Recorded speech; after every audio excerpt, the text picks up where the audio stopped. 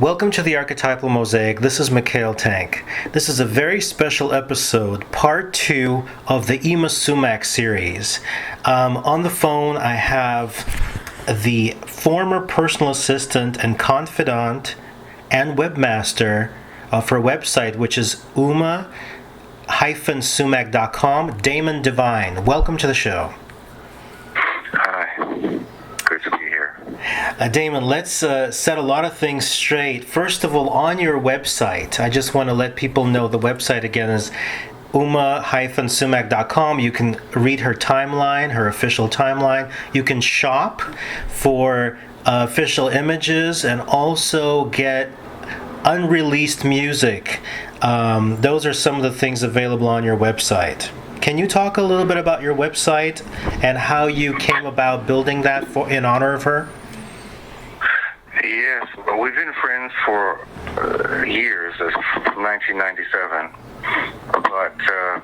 and I did not know anything about the internet then, and I really didn't when I started it, but she started to go out again and be a little bit social professionally, which she'd not done so much the years that we were just friends.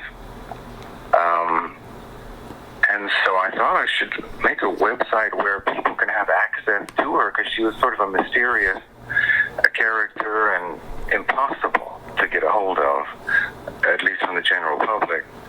So I thought, well, I'll give them my address and they can send fan mail here or maybe get autographs or whatever.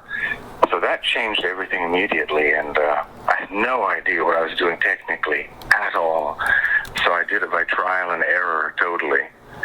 And then I showed it to her, and she liked it, even though she didn't totally understand it at first. She looked at it, and then she said, okay, very nice, but you have to make copy for me. And so it started in late 2004 because we had some things to do professionally in early 2005. Now, it became the definitive one. That was not my intention. There was no competition with the other one people might know of or might not.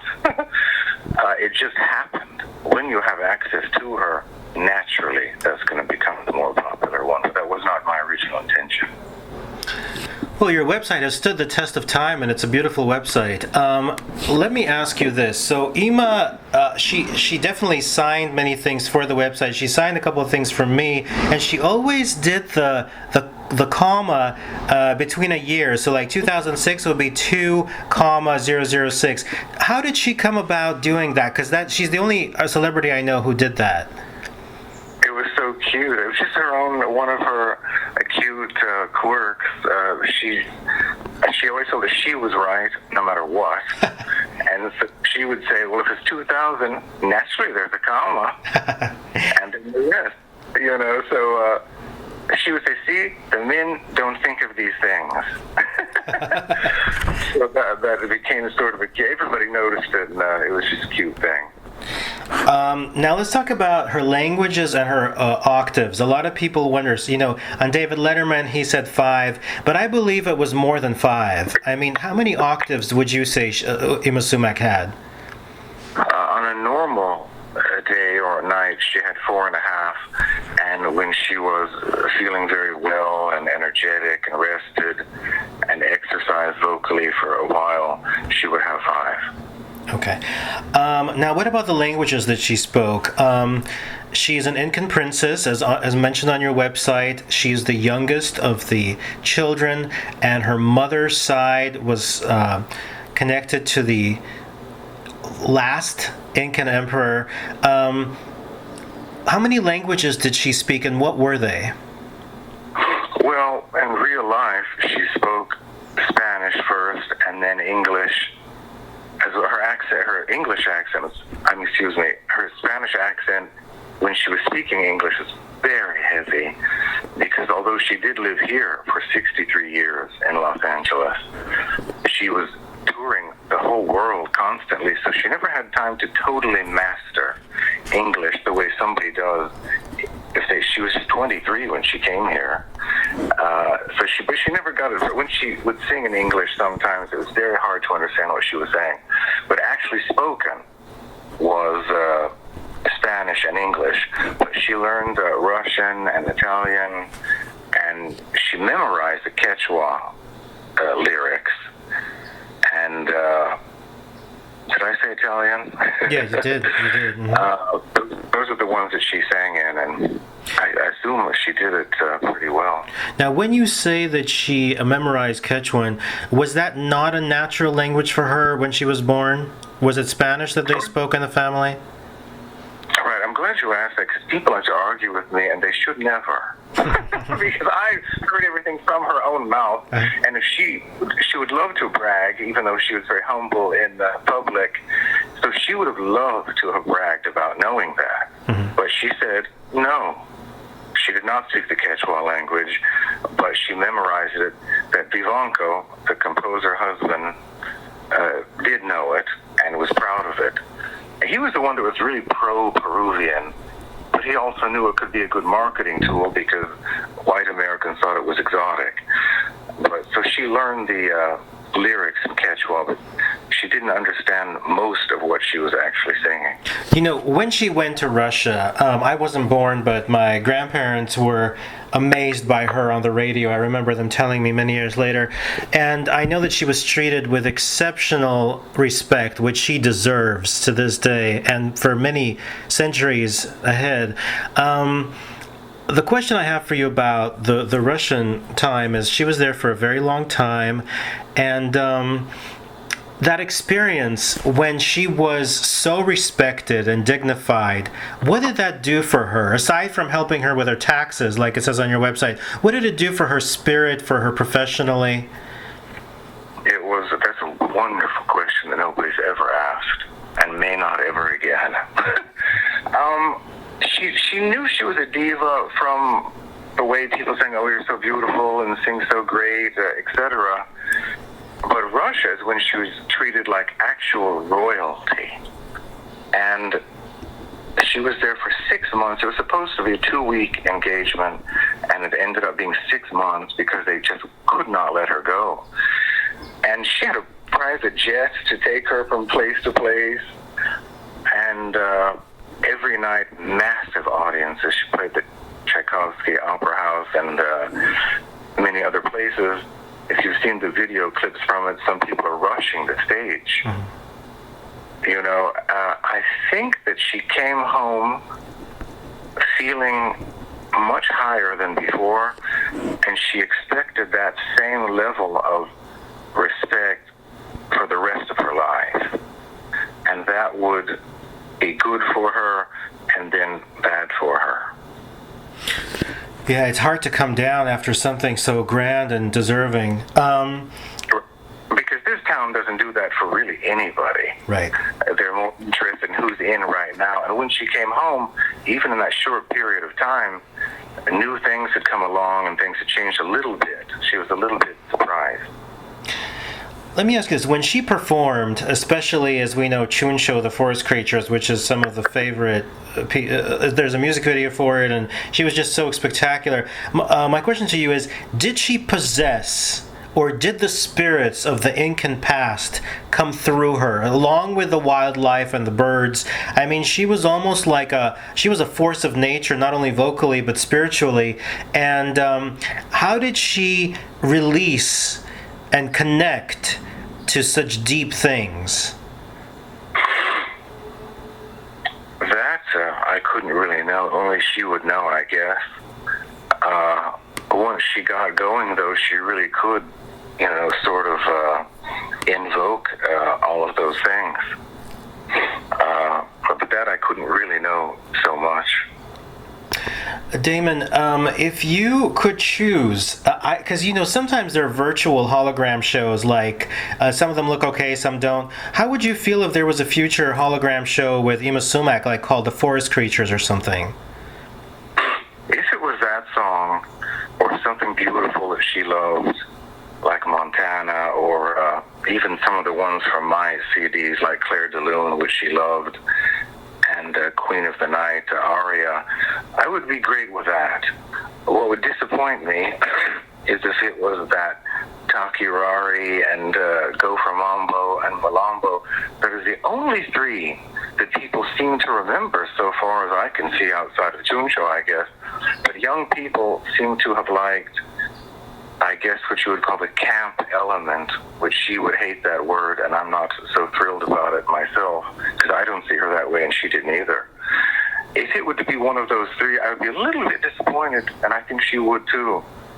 But I would love to see it otherwise. Seeing a young Yma Sumac and her beautiful wardrobe in the way you describe would be fascinating. How did she feel about her movie experiences where she performed in the film with Charlton Heston and several other films? Did she enjoy being captured on 35 millimeter in high quality? She thought it was all right. She was really too busy for that. That's why her parts were never huge. A Secret of the Incas, which was all shot here. It was not shot in Peru or Machu Picchu. You can tell by looking at the stones and the plants that that's just crazy. She was okay with it, you know. I guess Charlton Heston flirted with her a little bit. That happened all the time. And then she sang Omar Khayyam as an Arabian princess, and sang beautiful song in English, and some other things. She didn't have much to say about movies. She did two in Mexico. Edith Piaf was in one of those same movies. And then the ones for Paramount, she didn't have a lot to say about it. I think she might have liked to have followed that, though, if time permitted it. Now, her catalog, of course, includes the famous Capitol albums, as you've mentioned, some of which have never been out of print. And then it also includes the semi-rock album, which I didn't quite understand from the website. I have the original vinyl, I have both versions of the CD, but my question to you is, was that album shelved due to legal disputes, or did it actually have a promotional release? It did have promotional release. Billboard, it was high on the Billboard chart for I think a week or so, even over Creedence Clearwater Revival. Nice. To my surprise, I didn't know that till recently when I found a Billboard magazine, and there it was. And Billboard also put a huge advertisement of her looking sort of Jesus-like, and it said Yma Sumac, the second coming, which is wonderful. And a promo flexi disc, they used to call it, a bright yellow. But unfortunately, she was very difficult by this time, and she hated the record cover. She posed for gorgeous pictures, which a lot of them are on her official Instagram, and she thought it would be one of those naturally. You know, her as the focus, like all of her albums. Instead, it was some strange drawing or painting, and she's way up in the corner of this little drawing, and the drawing is from one of those photo sessions. So that really annoyed her. So she caused problems with that, and then Les Baxter got credit on every single song, and she felt that she put as much into the song as he did. And so she was furious about that, and I have all of their letters back and forth, and they're pretty ugly. And he worked with her on Excavate her first, and I guess her last, which is interesting.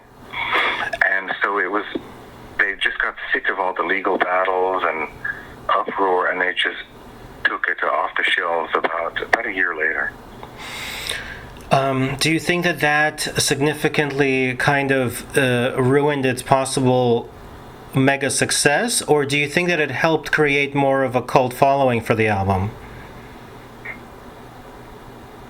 Oh, the fact that it was taken off has everything to do with why it's always expensive and a cult following thing. Because at eBay it's slightly less now, maybe $60 or whatever, but for a while there it was just, a few hundred and what have you, till more people knew about it. It did have a later CD release, I think in 2011. Yeah. A bit of a sore subject because I contributed a lot to that and got zero credit on it. But they did a fine job on it. Now tell me, since you have so many of the masters and rare recordings that you release through your website, are you planning to release an official CD vinyl of some bonus tracks or the best that's not been released or anything of that sort? You mean from what's already out out that I put out? I mean, not only digitally, but like limited collector's edition, either disc or vinyl, just something for people to, relish in physically. Yeah, I'd be happy to do that. Yeah, definitely. I think a lot of people would love that. Now let's talk about, I have so many questions for you, and I also want you to speak your mind about her as well. Say whatever you feel comfortable with. Let's go to her personal life, which has been a difficult subject for her. This gentleman who helped brand her and was with her for a majority of her career, Vivanco, supposedly, from your website, it says that their supposed child was actually not her child, was the child of Miss Rivera, who was always by their side. Can you describe that experience for her? Basically, was there a love of her life? Was she ever happy with any man or anyone else? And did she actually ever have a real child, her own? This is where the story gets very interesting, why there should be a movie or miniseries even, certainly a book, or a documentary. I'm hoping for those two. She met, as soon as she went to Lima from the little village she'd come from, she was well off, by the way. She was not like some poor person that went to Lima to make it big. Her father was a politician, and they had fine money and a big farm. But so she went to Lima to study, and she was going to study. She got a scholarship. And Vivanco happened to be in an audience once when she was singing, a little something for some little festival or something, and he immediately saw that could bring him the level of fame that he apparently always wanted. She was about 18, not 13 or 14, as they're saying, all those crazy stories. And he just latched on to her for, decades. But she eventually married him, and that was her first romance, first anything. As far as physical intimacy, I don't really know. Sometimes I think perhaps she really was a sun virgin. But so she was with him, and then they had wild success in South America, but mostly in Brazil and Argentina, and then in Central America, Mexico. But she seemed to have known right away that he was looking at other women, because there's a poem she wrote quite early on, and it mentions having broken wings and no trust, and that he looked, at other women, etc. And Cholita Rivera was already around by that time. How she came to be was they traveled Bolivia, where Yma Sumac also did very well, and they took a liking to her, but the more I seem to know, Vivanco took a liking to her, so she was supposed to be the dancer. Then they became sort of a trio, not the way Yma Sumac thought it would be, but musically, and she was, good looking herself. I don't think quite like Yma Sumac, but people could argue that. So she went with him from 1944 for decades. So I would assume this is 5 years into this situation. Cholita they had moved to New York already to come here for fame.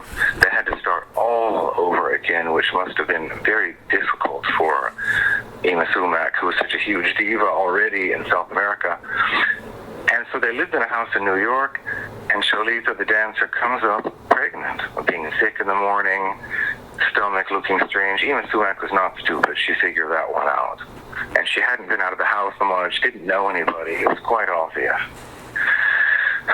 So then there's a child there in February of 1949. They didn't want a huge scandal just when they were getting started, because Capitol Records by 1949 had already taken an interest, having seen them at a nightclub in New York. So they thought, oh my God, this is a disaster. I think Yma Sumac wanted to go home to her parents, who she loved very much. She was so hurt and devastated by the two people that she kept closest to her. They convinced her to stay. I guess when you live with somebody 24 hours a day, every day, they can talk you into just about anything.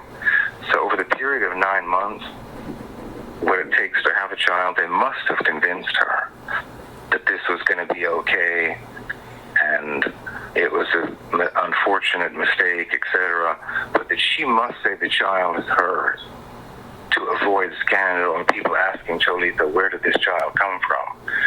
So she assumed the role of mother for the rest of her life. And that was that. If she forgave Cholita, there are pictures of them happy and laughing and the child is there, but there are personal letters where she speaks very ugly of her throughout all of those decades. I guess as a mother, in a strange way of thinking, she thought she should be near the child. But she was called Aunt Yola, and she was not the aunt at all. Was it at any point what they now call a triple relationship? Or was it... basically, my question about Yma here is, was Yma ever happy and satisfied in terms of love? Or was she always living for her incredible talent? She had no choice. The audiences adored her everywhere from the very beginning. She did not have to struggle horrible to get well-known or loved by the public. It was quite easy in South America and here once she got started. So that was something that she always had, the love of the people. They let her know she was gorgeous, that she was enormously talented, that they were interested in her. At home, it was very different. Vivanco, who sort of created this diva in a way, she was really her own thing, but he certainly put her out there, became jealous of that. I don't know if it's a male thing or he felt he started it and needed more recognition. I don't know. She always tried to give it to him. He's on some of those album covers, although in the background. His name is big on some of them. She insisted on that. And I think that Cholita also became a little bit jealous that they liked Sumac better. Part of the contract when they came here with Capital, in handwriting, somebody important there wrote, in the end, we're really only interested in Yma Sumac. Yeah. So that must have upset the other two. So at home, they were not grateful for the tremendous money she brought in, and the fame that they got on some level. They were always on stage with her somewhere, albeit in the background. They conspired against her for many things, and eventually when the child got a little older, him too. He's still alive, so I have to be a little cautious with that. But he was a very spoiled, difficult child because he got no discipline because of how he came to be. So nobody gave him spankings or said, don't do this, this is wrong. So he grew up thinking he was perfect, could do no wrong, and whatever he wanted. So in the end then, at home, is Cholita, the husband, who obviously had cheated, and he would many more times from the horrible scandals. And then the child joined them.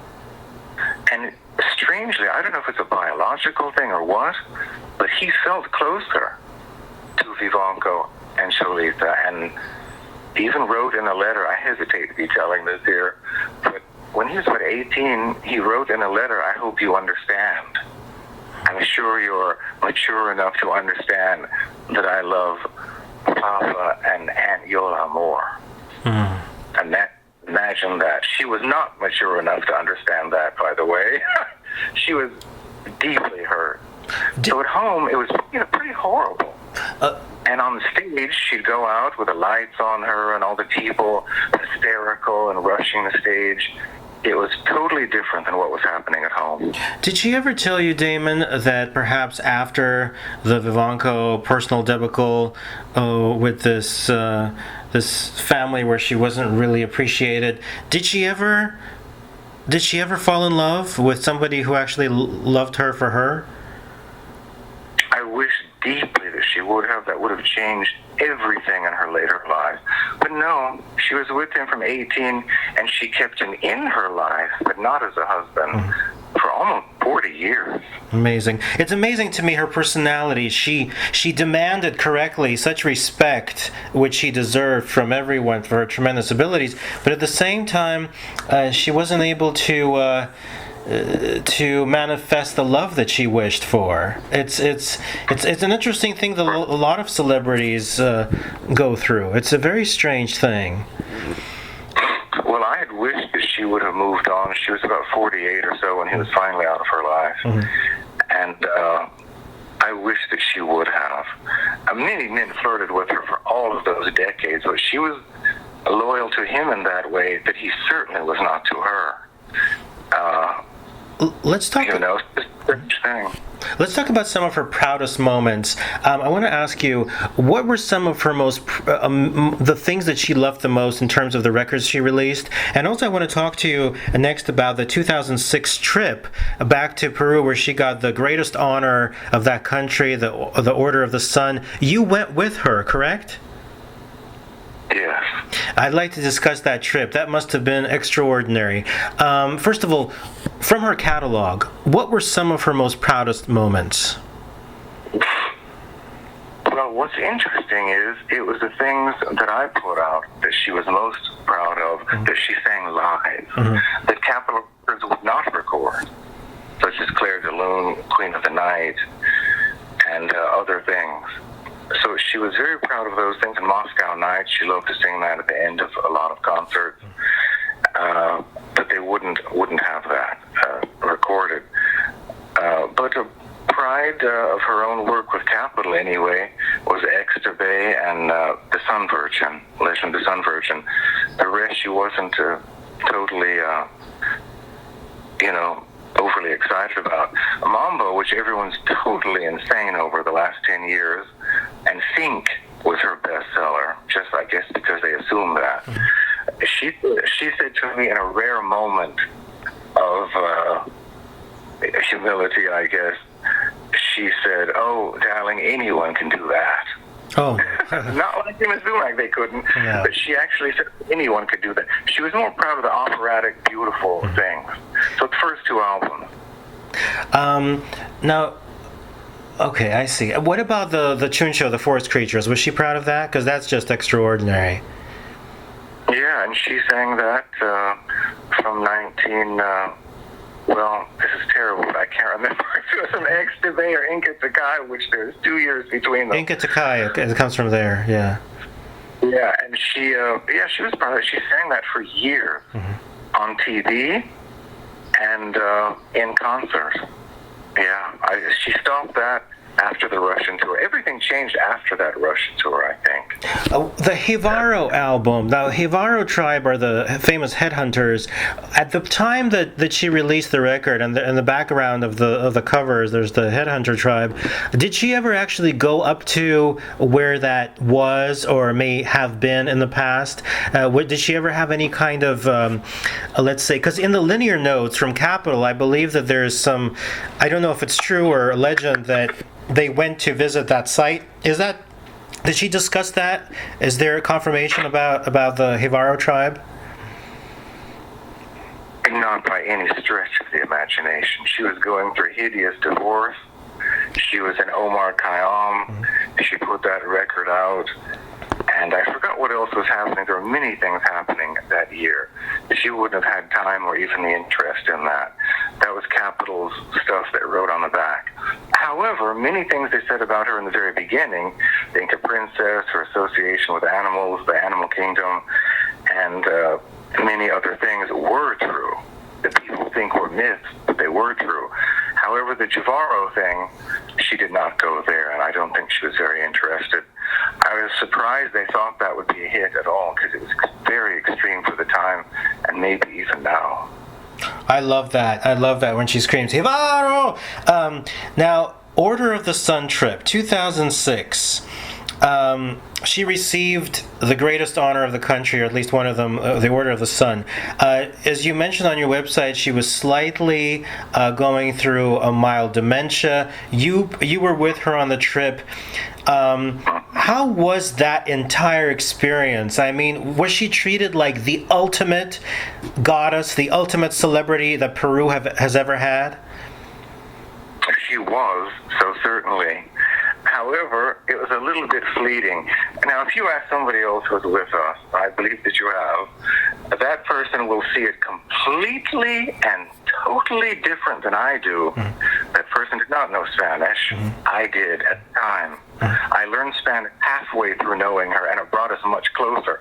So I knew everything that was going on during this trip, and that person did not. That person, the atmosphere and Peruvian stuff, whatever, but I was watching what was happening with the actual woman and her interactions.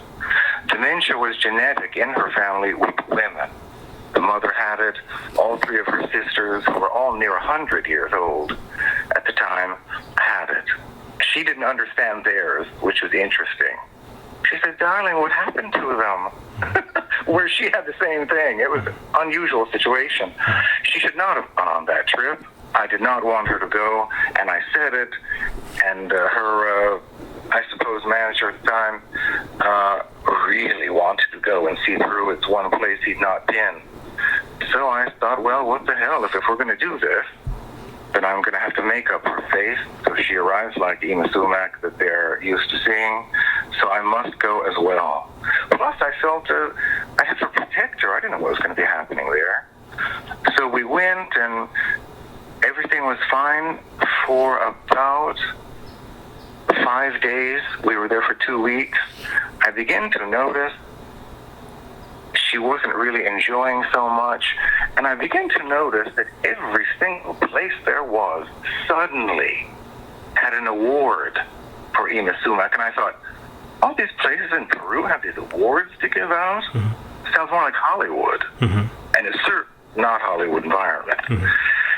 And I began to think that they were making up some of them, or anything whimsically, which I didn't like that, and she didn't either, whimsically to attach her name to their institution. And it was an opportunistic thing, and I began to resent it, and she began to tire out. She was very strong physically and in every way, but still, she was still 84 years old. So she insisted on very high heels with no support with straps or anything. That was sort of her thing. Her ankles would be swollen. There were other elderly issues happening. Of course, the memory loss a little bit. So she would repeat her speeches 3 times in a row, and nothing was written down. It was off the top of her head. She'd forget that she just said these things and repeat them over and over. So at first the audience was in rapt attention, like, oh, the goddess, whatever.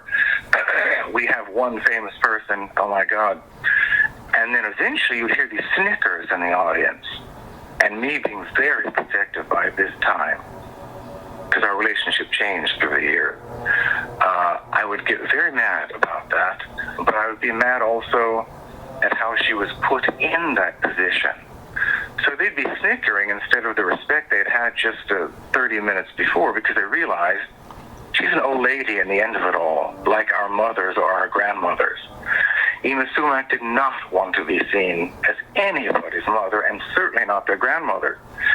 She wanted to be a mysterious diva always. So this is unraveling before my eyes, and I was just very upset about it. Towards the end of it, we were sitting on her bed in the beautiful room we had there, not together, I had my own room, and she said, "Darling, I'm missing my home." And she meant Los Angeles. Los Angeles. That's what she meant. So it was finally over. She was exhausted. I was exhausted. And of course, I'm many, many decades younger than her. And so I don't look back on that very fondly. She did get a huge award, as you say, the Order of the Sun. That was nice, prestigious. She looked beautiful, and that was real. And a few other ones were legitimate. But most of those constant certificates and plaques and all of that stuff, they probably made 24 hours before. She was overworked, horribly overworked for a woman of that age. Climbing Machu Picchu, as you might have seen on YouTube, going to Cusco, which is pretty much a giant tourist trap, and all of those endless shows. That takes makeup, high-heeled shoes. It was hot there. It was not what you see on YouTube at all. Now, that particular order, the Order of the Sun, was that given to her by the president or somebody from the president's office? And when they said, when they introduced Yma Sumac and they gave this Order of the Sun, and they gave her the medal to wear, is this like basically the equal of an Oscar, the equal of a Kennedy honor? Is it one of those things? And did it give her a tremendous amount of self worth, a feeling of, I achieved the most important thing in this country? If she'd have got that here, she would have thought that.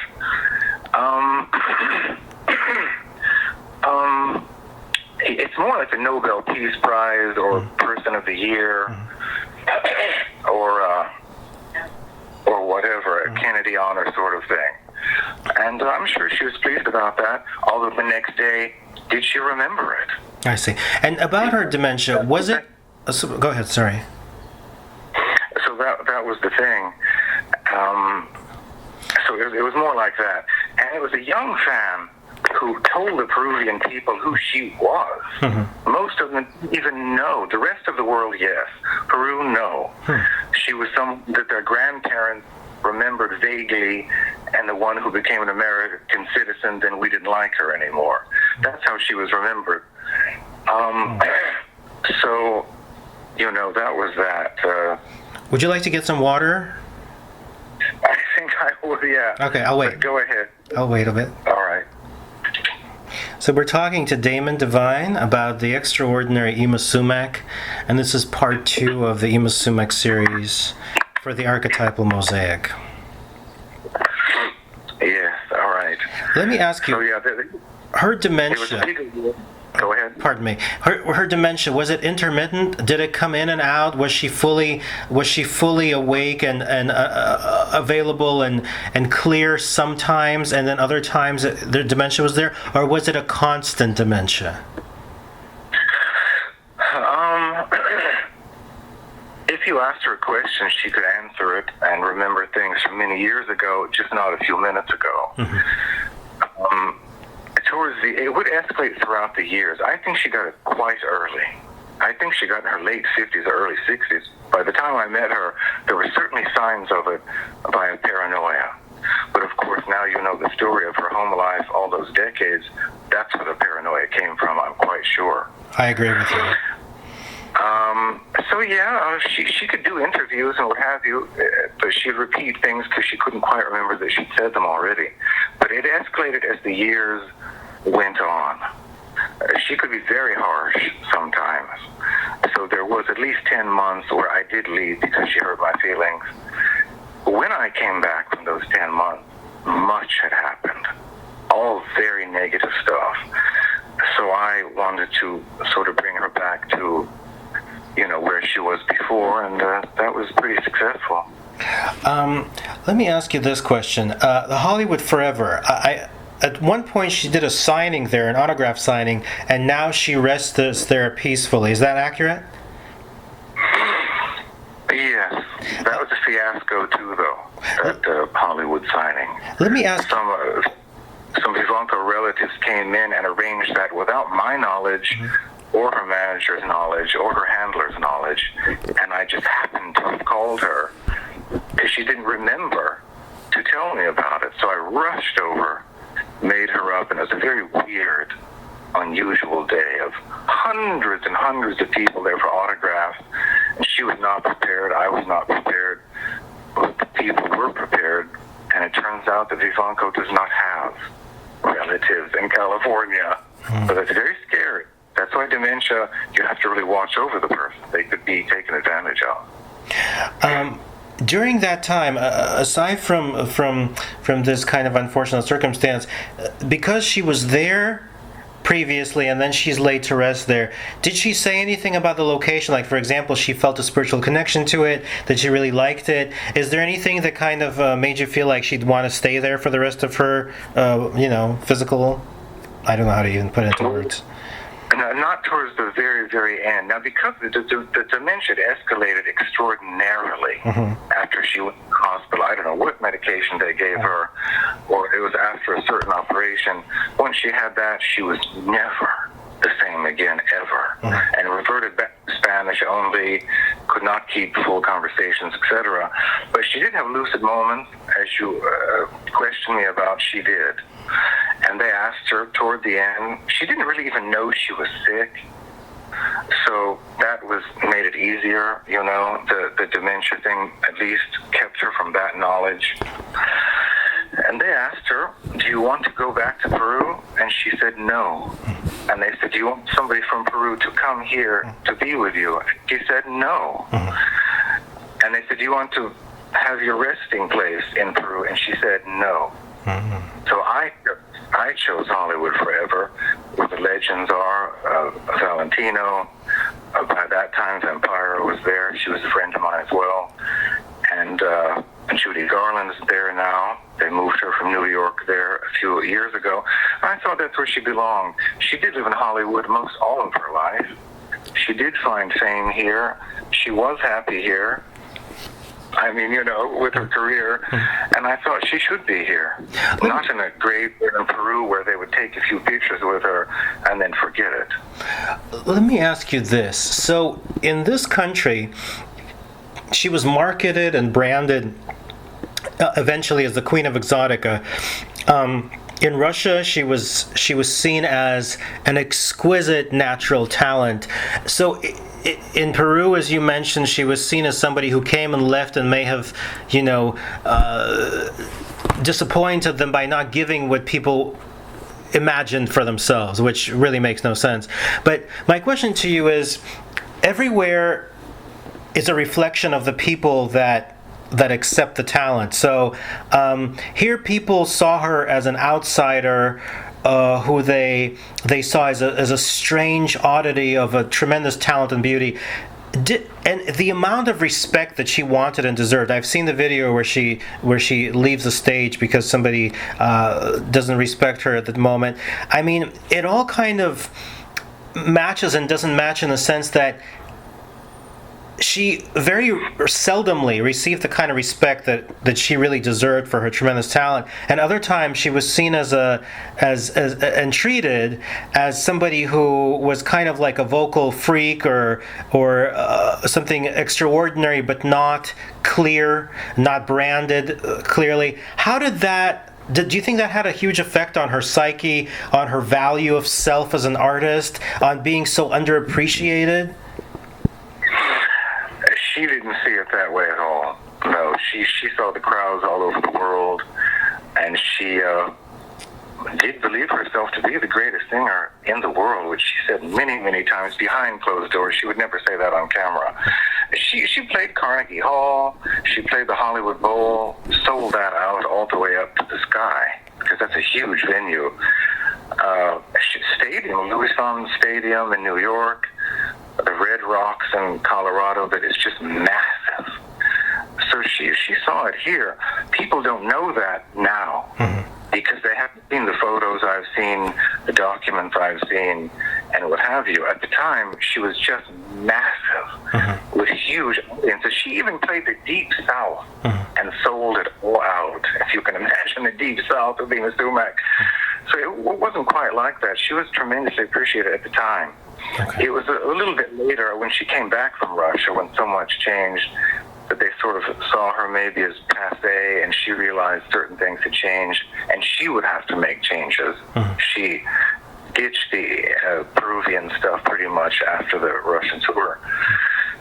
So no, she didn't see that at all, that people saw her as some oddity or whatever.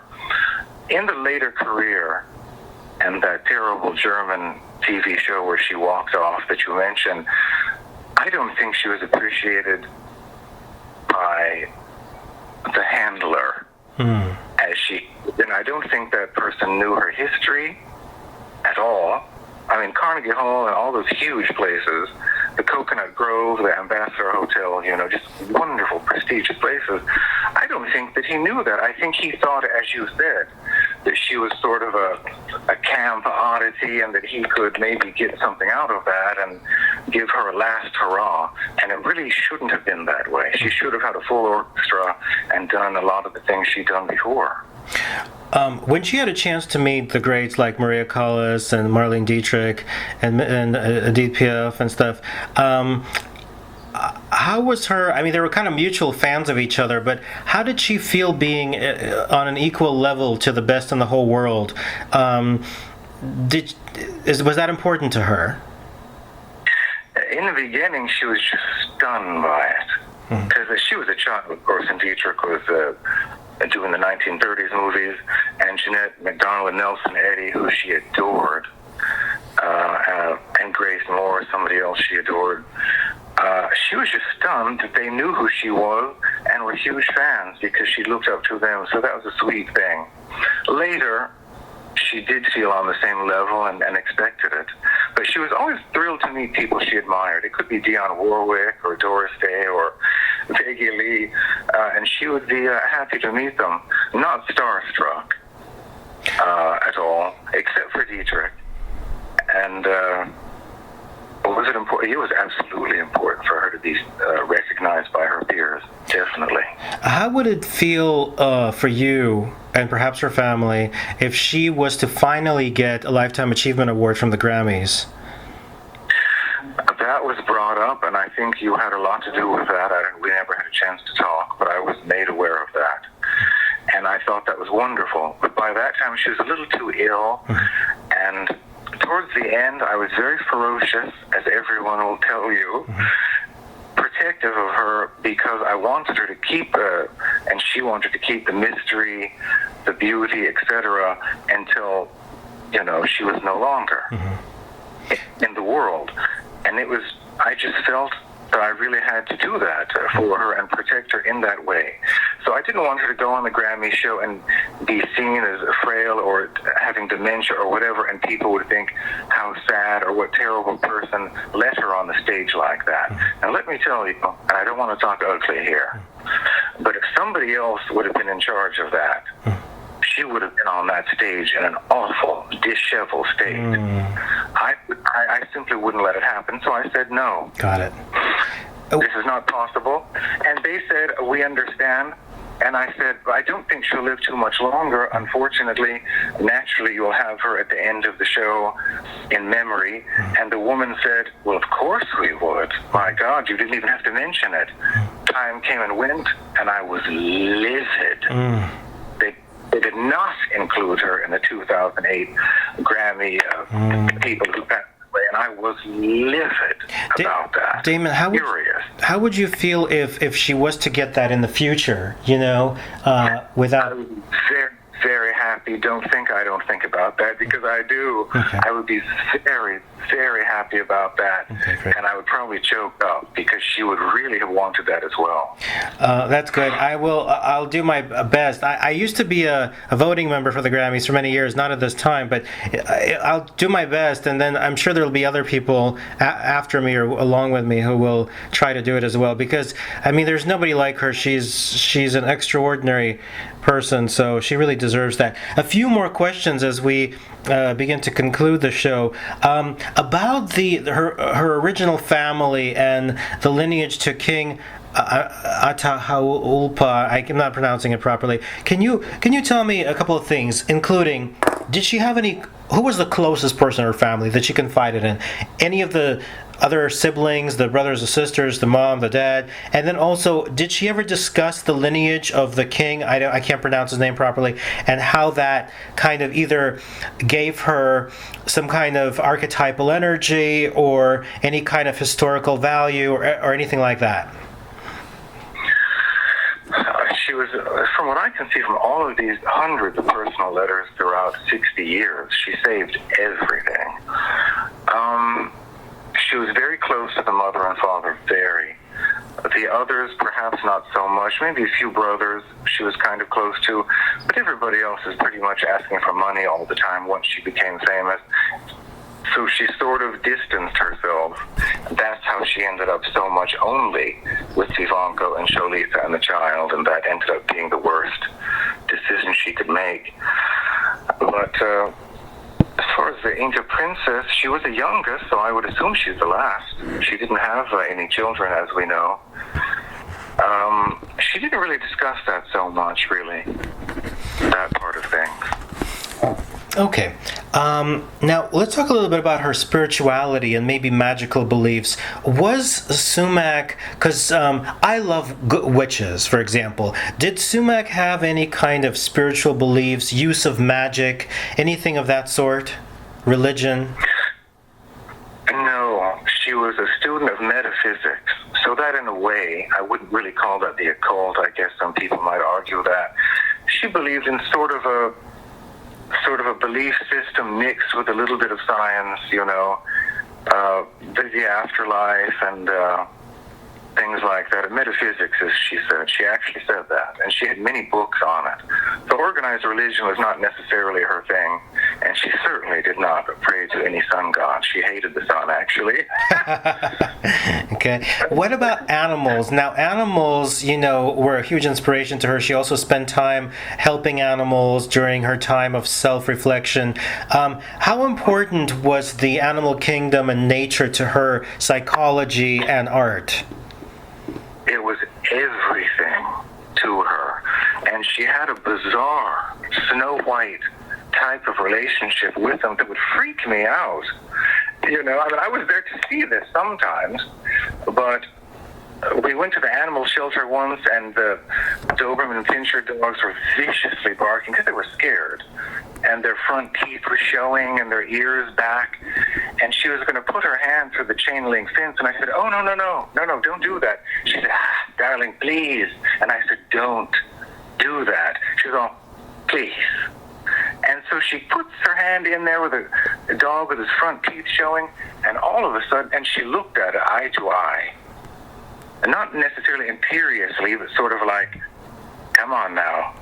And that thing went quiet, was not showing its teeth, and its ears were all cutesy, and it was doing that little sweet noise they make when they're happy. And then another time in Machu Picchu, she was having an interview, and a little bird flew directly to her. It waited for her to acknowledge it. And it sang a weird little song to her, and she sang back a sort of a cuckoo sort of thing, but acknowledged it, and then it flew away. That was the damnedest thing I've ever seen. So she had a bizarre thing with them. Wild animals were attracted to her. She did not fear them at all. And domestic, of course, she always had those around. So she really did have that thing with the animals. It was very important to her, more important than people. That says a lot. I mean, that shows that she's she's beyond this world. Her talent is supreme. Now, a few more questions. One of them is inspiration and temper. We just talked about inspiration, about being in nature and wildlife. But did anything else inspire her? And likewise, the other part of it is temper. How strong was her temper, and how did you get along with it?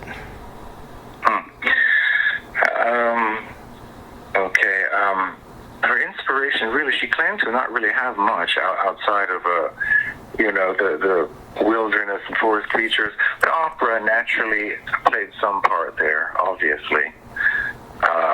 She didn't feel in competition with them, really. She went to Italy during the opera craze with Maria Callas and everybody else, and showed them she could certainly do that. She incorporated arias through her performances, for decades. Her temperament, I think she always had, even as a child. You could sort of see it in photos that she was a strong character. I think that she trusted when Vivanco came around. That was her first emotional, romantic experience, so she went under the spell, as we all do in the beginning. And she was so desperately hurt by all that he had done. There were sex scandals in newspapers all over the world from the things he did. He had a total of 4 children with other women during the time he was with her. So she was very defensive, later, very untrusting. Very. And that caused us a lot of problems in the beginning. So her temper could be very extreme and get her into trouble. after that German TV show, which unfortunately is on YouTube, I'm sure that she slapped the person who booked her on that show. It could be very bad. And it would hurt my feelings a lot when we first became friends. The spell that I was under did not last long because of that. But as the years went on, I began to understand how she became difficult, as they called her, why her temper was so extreme, why she was untrusting, defensive, and what have you, and always wanting to be in control, is because of things that had happened to her in the past with those people around her. So those of us that were dedicated and good to her, she did not really appreciate that unless you were with her for a very, very, very long time. Years. Did she ever thank you? And likewise, what are you most grateful for knowing her?